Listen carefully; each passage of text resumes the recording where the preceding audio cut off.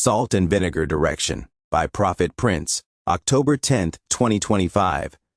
Instructions: add 2 to 3 cups of vinegar plus some salt in a bucket or basin of water. Bathe with it before you sleep. Pray and meditate on Psalm 27, 1-4 and Psalm 69, 19-21.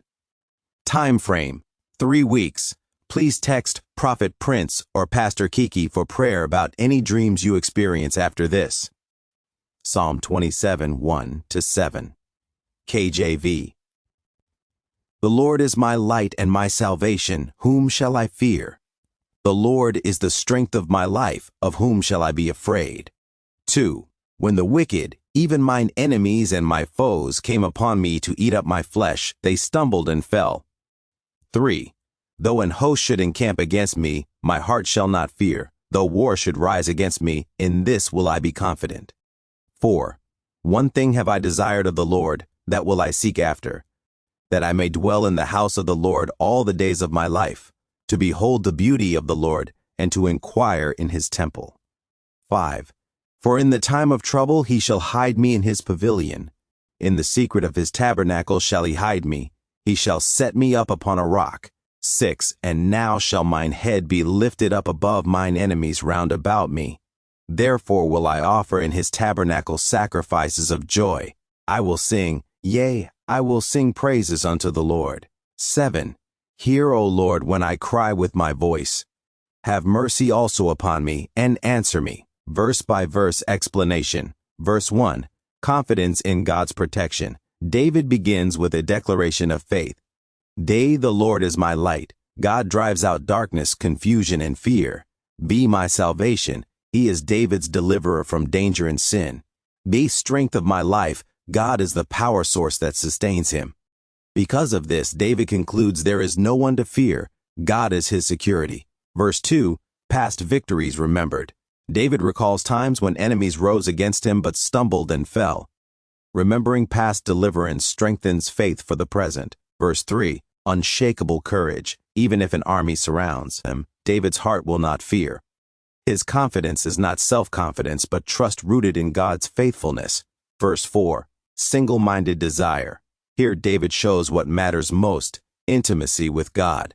He longs to dwell in the house of the Lord, to live continually in God's presence, to gaze upon his beauty, and to seek divine guidance.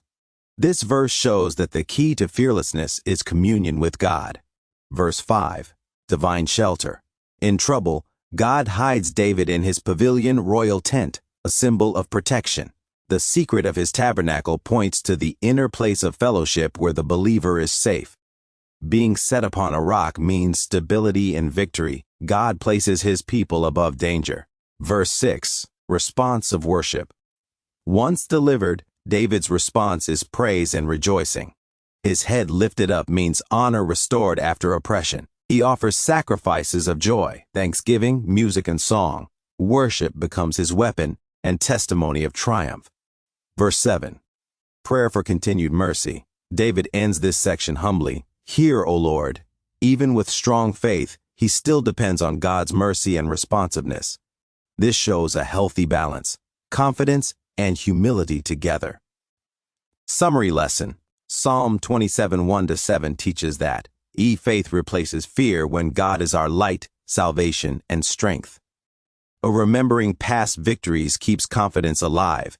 Worship and intimacy with God are the greatest shields in battle. Even the strongest believer must keep praying for grace and mercy. Psalm 69, 19-21, NKJV. 19. You know my reproach, my shame, and my dishonor. My adversaries are all before you. 20. Reproach has broken my heart, and I am full of heaviness.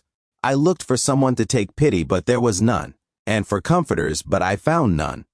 21. They also gave me gall for my food, and for my thirst they gave me vinegar to drink. Explanation. Verse 19. You know my reproach, my shame, and my dishonor. My adversaries are all before you. David acknowledges that God fully sees the depth of his humiliation and the cruelty of those who oppose him. Nothing is hidden from God's sight. Every act of betrayal, mockery, or injustice is laid bare before the Lord. This teaches us that even when people misunderstand or mistreat us, God's awareness is complete. He is both witness and judge. Verse 20.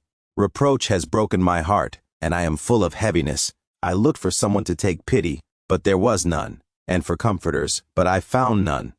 David pours out the pain of emotional abandonment.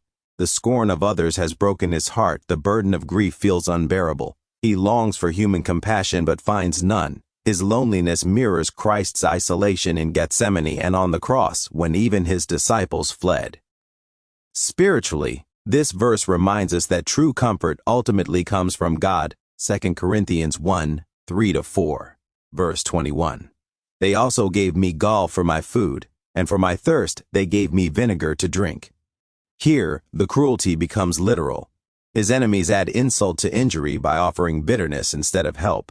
Prophetically, this verse foreshadows Jesus' crucifixion, where he was offered sour wine vinegar mixed with gall, Matthew 27:34-48. It shows how Christ entered into David's suffering and fulfilled it perfectly. He bore human mockery and bitterness to redeem us from it. Summary. Psalm 69:19-21 paints the picture of a servant of God betrayed, mocked, and abandoned, yet still seen and upheld by the Lord. It reveals, A God sees every wound you know. Human cruelty and loneliness can break the heart, but God is near the brokenhearted. Psalm 3:4-18. The suffering of David prophetically points to Jesus, who turned the bitterness of the cross into salvation for all who trust in him.